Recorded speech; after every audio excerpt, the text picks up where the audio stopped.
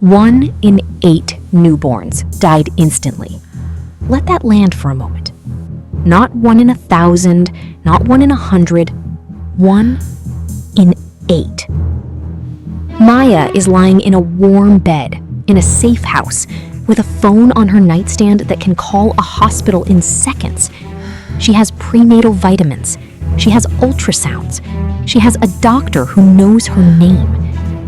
The women who came before her had none of that. And they still showed up. Every single one of them. Terrified, determined, completely in love with a person they hadn't met yet. Tonight, Maya wants to know their story. 50,000 years ago, before cities, before language as we know it, before anything we would recognize as civilization, a woman sits near a fire at the mouth of a cave. Her belly is large. Her time is close. She has no name we know, no record, no grave marker. History didn't write her down, but she was real. Here is what she knew that no one had taught her. The position that eased the pain. The breathing that helped. The women around her. Her mother, her sisters, the elder women of the group, who had done this before and would guide her through. Here is what she didn't know. Whether she would survive. Archaeologists studying prehistoric skeletal remains have found evidence of extraordinarily high maternal and infant mortality. And yet, she tried. Generation after generation, in the dark, by firelight, without a single instrument or medicine, she tried. And enough of them made it through to carry the human story forward, to carry us forward.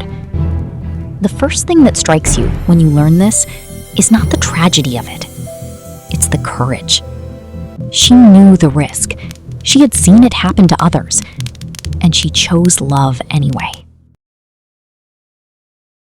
1,500 years before Christ, ancient Egypt, the most advanced civilization on Earth.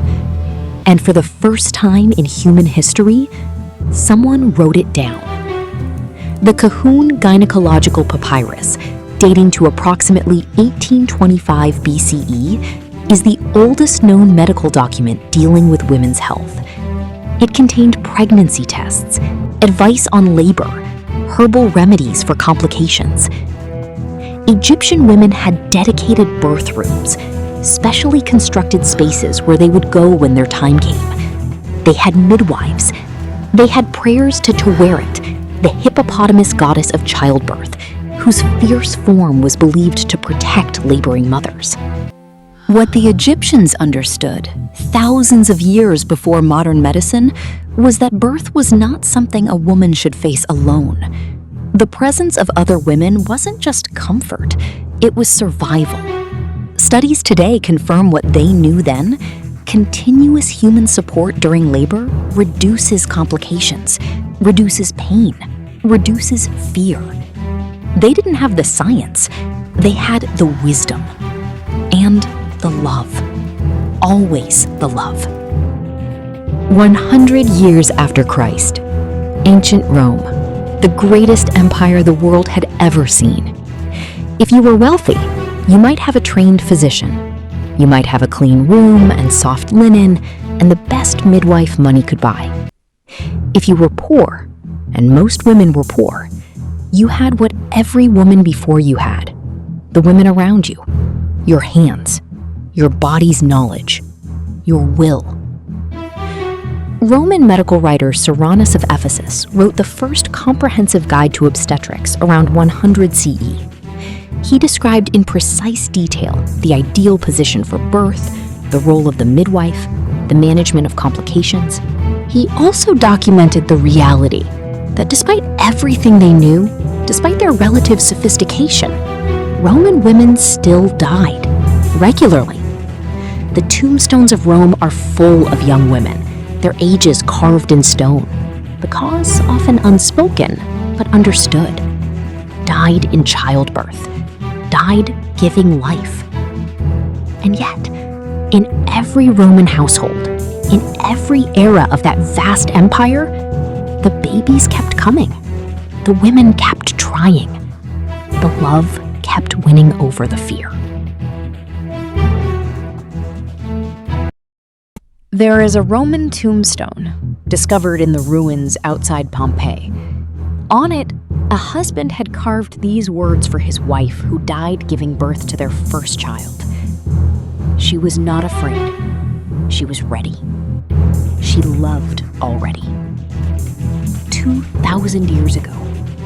And it still reads like something Maya might write tonight. Stay with me, because it gets harder before it gets more beautiful. The Middle Ages, 1,000 years of history that we tend to think of as dark, and in many ways, for pregnant women, they were. The knowledge of the ancient world had been largely lost.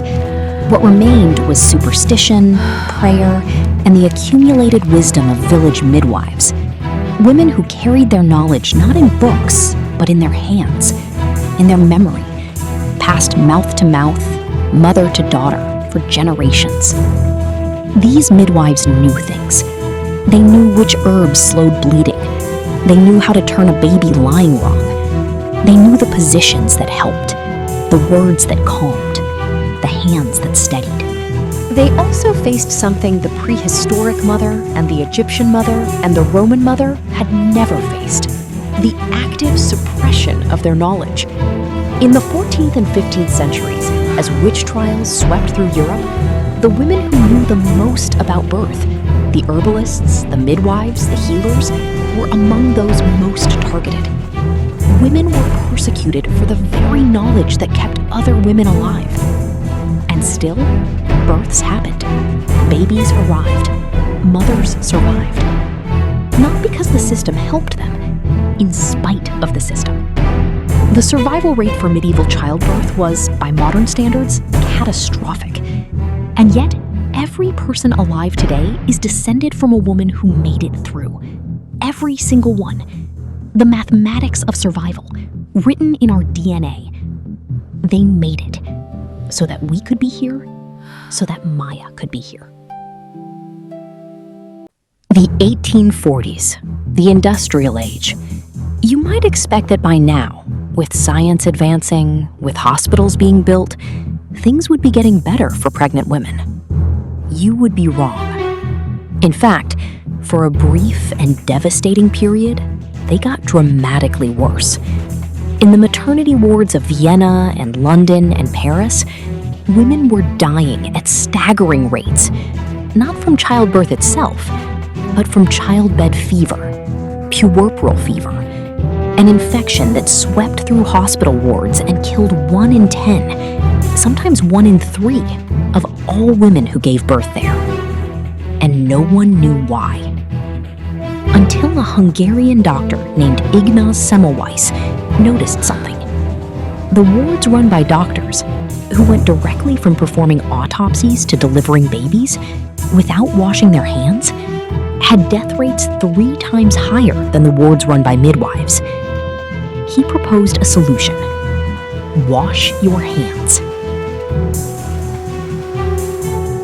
The medical establishment laughed at him, dismissed him, had him committed to a mental institution where he died, ironically, of an infection. He was right. They were wrong. And women kept dying while the argument continued. There are hospital records from Vienna in the 1840s, lists of names. Women who came in to give birth and never went home. Page after page after page. Each name was someone's Maya. Each name loved a baby she never got to raise. Each name deserved better than she got. The early 1900s. The world is changing faster than it ever has before. And finally, so is the story of pregnancy. In 1847, James Young Simpson used chloroform in childbirth for the first time, and women wept with relief.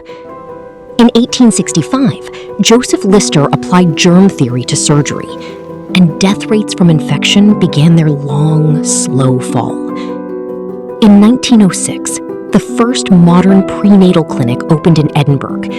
The radical idea that a woman's health during pregnancy mattered, that you could prevent problems instead of just reacting to them. Progress. Slow. Uneven. Too late for millions of women who came before. But real. But here is what the statistics don't capture. The women of this era were not passive recipients of medical progress. They fought for it.